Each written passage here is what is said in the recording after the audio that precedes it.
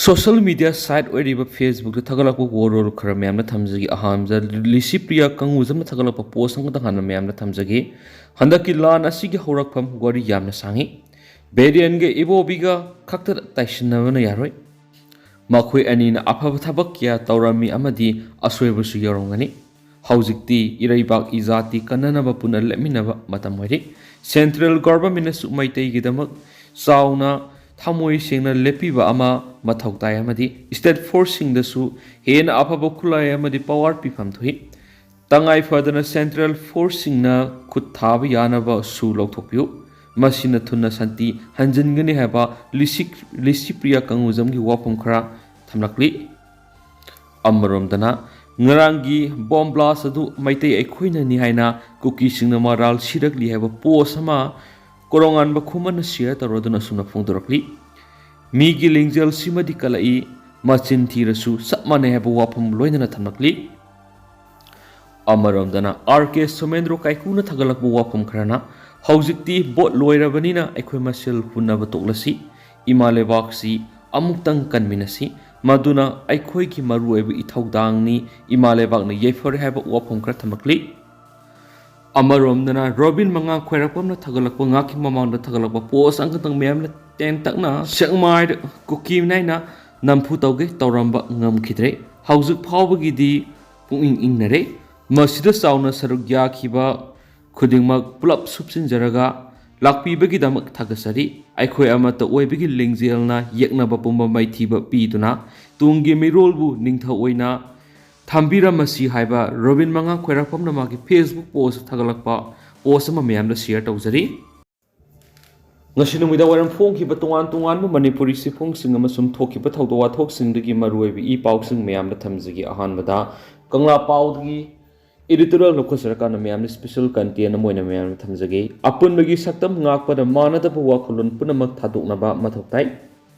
Migrant sin Kuki zau narco terrorist na India lenga ki mathata landa aduna Manipur gi apun saktam thugaina ba loikham naidraba lan gi waroi sin kanamatana purakangam loi lalasi gi waroi sin ni Manipur gi apun saktam ngakli ba miyamna purakadabani wathok asi gi waroi sin India mas Manipur lenga na purakna ba honagadaba du honadrabani na masigi waroi sin purakna ba honabada mitai sin gi apun bagi pangalna purakpa natana atopa amatana purakangam loi adungai Manipur ningthau panba maning tamba leibak oiringai leibak sigi ningtamba amasum apun bagi saktam ngakpada natana matam gi pan khiba ningthau singi mathauna maringzel gi matungina lamkhai gi pak chaw hengat bagi tangkak singsu lerakhi saisa kya maning tamba leibak oirakhi lamdam sigi layoi khraba aikhoi gi ipai pu sing aduna furuk gi maning tamba ngamlakhiba du makhoi gi maphamda thamoi singna maraipak amadi miyambu nungshibagi ihul leibadagini adubu yumlona balaibak memana landarakibadagi sai tare khuntak lansikhiba matung matam amagi numit tade haina kiba kan thoraba British na loisan kiba du ningthau masa singi marakta nungshina daba amadi Phambal munabagi wathok singi khudong sab lauraga yeknaba singna Manipur gi maning tamba munkibani haibadu ngasigi mirolna matam punamakta ningsing pamthoi leiba asigi lengak lon gi subli pai khiba ningthau masa singi marakta nungsinadaba lengjal manadabadagi Manipur gi maning tamba mangkhibagi para ngasigi mirolna tambagi mahun amana amabu thajanadaba amadi hunna ngangnaduna leirabadi kari phibam oirakadagi haibadu khanthabaga iroinana asoiba aranba yaningba yaningdaba apam pamdamadi tawhoningba leirabasu puna phaminaduna apunbagi pangal sagatpa ngamdrabadi foreigner sin Kuki zau singna apunbagi saktam thugainaba landaraglebi aruba phibam ama oirakloi hainga deti sin Kuki terrorist singna haukiba sahi English singaniga kungo homdoi me ahumdagi landarakibadu sahi ama mapung phajilaglaba fawba oration propang ngamdribasi lengak ta khakta indokpu yaroi aikhoi gi marakta layoi kraba ipai pu singi maphamda marebak nungsibagi isel mathauna maringjel adu mangkhibagi dira haibadu nainginge oi state asigi lengak lon gi subli pai bada yawba Kuki MLA tara amati makhoi gi educationalist intellectual politician amadi khulngakpa bellowship na singba community sing punamak sapmana ba phirep lobngamli masina maram oiraga Kuki community singna amat oina makhoi gi tongan lebak siamnaba mitei miyam gi mathata landaba ngamlakhibani Amaromdana masoi tanaraba mitei politician, intellectual, educationalist amadi CSO singi lusingbasin landarakibasing mayoknaba ngamdabagi phibamda leirakibadagi mitei singna maramdamda mitopumna lanjenarakibani haibada haimamba toloi state asigi lengaklon painaba leiriba political party singi marakta makhoi masel yanadaba amadi nungsinadabagi khamthengna leibui masina maram oiraga makhoi maselgi marakta phambalangi khudongchaba launaba honabadagi Tharumgi sang wangduna furupki apunba saktam kanbamadi kaikibagi wapam tungoinaraga yeknabana kanano haiba khangdabaga iroinana misang khomnabagi thawong sathanabadigi hauzik thoklib irang asigi worosin purakpa ngamdanabagi maram oirakibani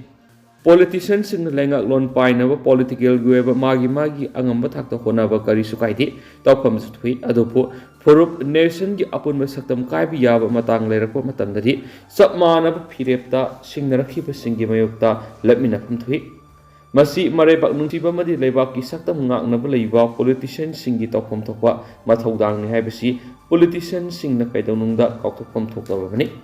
Kuki singna leibak ki apunba saktam thugaina landa aduna mitei hatpa yum kai mai thabadagi mitei singna lanjena duna mikap mira khonna nidlaba phawba politician singna magi kudong chaba launa bo khona duna leiba tarabadi madu asyengba politician amadi marebak nungsibani haina lawu yaroi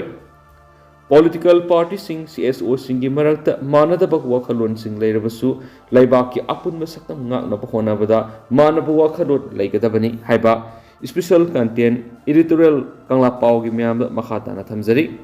atopa pau mana ngasi nungthil khangauduna sitkhiba akan manonglei nuksina mafam kya re yum kya khomdokre uwa kya tekre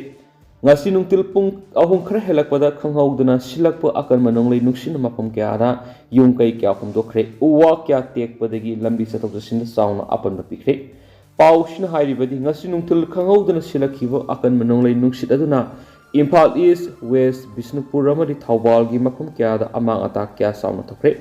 nonglei nungsit aduna Bishnupur dagi ningthaukhong phawbagi manungda hauba uwa sing tekpadagi lambi sathok sinda sauna akaiba pikre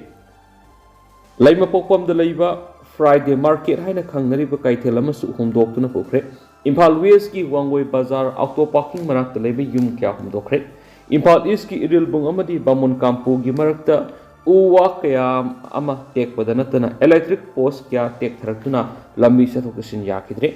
Thabal district ki waithau golai da leiba check post ama humdokhi badanatana district asigi mafam kya da yum kya humdokre hai masidanatana nonet district ki mafam kya da paktaknana asoba len tabadagi labu amadi yum kai kya da amanga ta sauna thokre hai su paushna makhata na report tawri amarumdana ngasisu sekmai da makhatana numai kapnakre khulngakpa volunteer ama soklei ngarang numijungba matung pung taragani thoiga minute nifuga mangarom tabada Imphal West district amadi Kangpokhui district lonaba sekmai turel gi mamang thangwa sarukta lairiba nongthongbanda Kangpokhui district ki Faileng village lomdigi apaba makal gi khulai paib koki militant sing landaraktuna akan be attack sa tharakhiba dugi makha tarakpada ngasi numijungba phawba matat oine numai kapnaki Khulngakpa khunjasingna su handro numai kapnaki nakalani gi marakta matat numai kapnakiba duda mitei khulngakpa khunja ama numaina panduna sokpadagi sekmai PIC da lekatnakre thaudo adura soklaba khulngakpa volunteer dugi maming ibopi kawi sekmai awang lekai degi nari thaudo adugi makha tarakpada mafam aduda ahienba forcing sangsinduna ngak sienbagi thabak sathari maira paibi kya su mafam aduda tholaktuna army gari sing sangtok sing tawba thingbagi thabak sathari hari Amaromdana leibak miyamga tanaduna 3rd May observation pangtholagani folks haukiba mamang sahi ki May 3 digi hauduna Manipur dagi tokhaiba lengak separate administration amagi manglana satharagliba lana sina ngasidi haukiba puari ki tangkak singhaibadi ningthau palinge masu matam gi pankiba lengak singi matamda amukta phawu thokhidriba mongda iramda masida Manipur haiba leba sigi Yangden saru oiriba maitai haiba sahi lising ani henwigi masagi puari leizaba furup asina refugee amagumna masagi maramdamda lanjenabagi phibam ama meunari law mapu yongna tan ba haiba pauro odamak sapsana thokre haina fox ki president case manihan phongdokre ngasi kawa boroi makhongda leiba MWF ki office ta pangthokpa pawgi mifimamada makna makha taradana ngasi di iraibam इरमदम असिदा Myanmar लेबाक्तगी संगसिलक्प illegal माइग्रेंट्सिंगदा मपानगी sak udaba power amana tongsinदुना मणिपुरगी सिटमिलोन खुनाइलोन अमदि लेंगाक्लोनसिंग पुमथु थुगाइदुना अमुहना हगत कांखत ngamloidaba phibam ama tahanna bohonarakpa asi खुदसेमगी लान अमनि हाइना फोक्सना लवी मणिपुरगी पुवारी दा अमुक्ता थोखिद्रिबा लाल असिगी मयोल असिना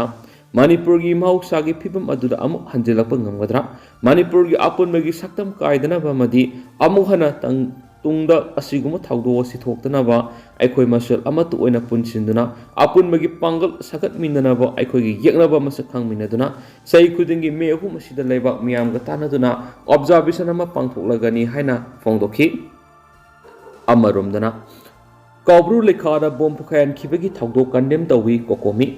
ngarang hing pung taraga nithui makhairom tabada Asian Highway National Highway ani sarpaimanagi kaubru laikhara sakti leiba bom pokhayanduna iramdamasigi kanglup furupyagi lifeline oriba Asian Highway da yaikhai thingai ba piduna terrorist ki thawung kaya mathang mathang satharaliba si kokomi na condemn tawi haina kokomi gi media coordinator yumkhaibam Surjit Kumar khuman thadurak pasirol amana hairi Sirol sina makha taribadi haukiba me taraga taruk su sin Kuki narco terrorist kangbu sina zidi line gi kaimaida leiba tolen khulma pada oil tanker amadi gas tanker kya da nomai kapsinduna driver yauna miyoi kya nomai na panduna asu apan nanghan khibagi thaudo aduga loinana haukiba jun kunga mathoi english ngani ga kungo humdoi da su kokta da su shakti leraba bom pukain khre Asian Highway sida sin narco terrorist Ongna thasigi taraga tarukta zeri line da posai puba truck singda attack tawduna truck ya akai te thon kiba driver yauna miyoi kya aso apan yorakpadagi driver singna thabak lepagi khongjang jangsilakpadagi state lainga ki chief secretary Dr. Bennett Joshi madi Paul and Black LPG driver ga kuyak pinaduna highway sida SOP amagi system amada security hena kangkat hanba haina sahi pinaraba matungna nakal aniga sign tawna khibigi hek mathangi numita asiguma tamthireba terrorist ki thawung sataba si kokomi amadi iramdam asigi miyamna taraina khaklawrat lawde nakal anigi khuyak pina khidu wa dokle hendaba haibisi laidiba lenga asi miyamgi mepta leiba lenga ni haibisi mayek sengli hairensu pausta makhatarakli Makasa tharakoi na to papao Manipur gi jagoi marup ki humfuga mathoi suba mapok kumon thoram pangtokre Manipuri jagoi marup lingkhat khibagi humfuga mathoi suba mapok kumon thoram pangtokre lamoi khunang khongda leiba Manipuri jagoi marup ki golden jubilee auditorium da pangthokiba thoram aduda Zen Manipur Dance Academy Imphal gi director P Pilas na atoiba mitung amadi jagoi marup asigi hanigi president NG amu musana thoramaku oina saruyakhi Thoramgi manungsana Manipur da natana Bharat ki tungan mafam kya da Manipuri jagoi asibu itop topa masak taklibi Kumari Ithiam Surjamukhi da RK Sanahanbina Kachaba Guru Thingbaijam Babu Ningsing mana lanthok tun ikai kumna butki mana asida salama citation yauna seal gi mana pikhi loinana Manipur jagoi bu hauzi saktak libi artist Pukhrambam Ripada Ustad Bismana Khan Yuba Puruskar Award 2022-23 Pirakbabu Asam Kudul Tamdana Pung Thotki Athoiba Mithunglan Yorol Piroduna Bilas na Hakibada Ahalaman Singna Thambiramba Manipuri Jagoi Gimanum the Yaribus and a Kanglon Sing Kaidana Hausiki Mirol na Thamba Tangafade Manipuri Jagoi Marum Artisungu Malem Githaka Saktak to Lauriba Taudang Sing Equina Kaupon Tokte Guru Shiksha Paramparagi Liglamda Satuna Manipuri Jagoi Si Malem Miyam Masaktakada Equip Kudimaki Asobo Taudang Lomina Saiki. Roshilak with a Saknai artist in the Zagogi, Saitek Dam than a Tarangi Puning Sinki. Aduga Hosikuina di Miam Paus, Matansa, Lucinzara Gemas Miampun and Obab dead, Laminasi.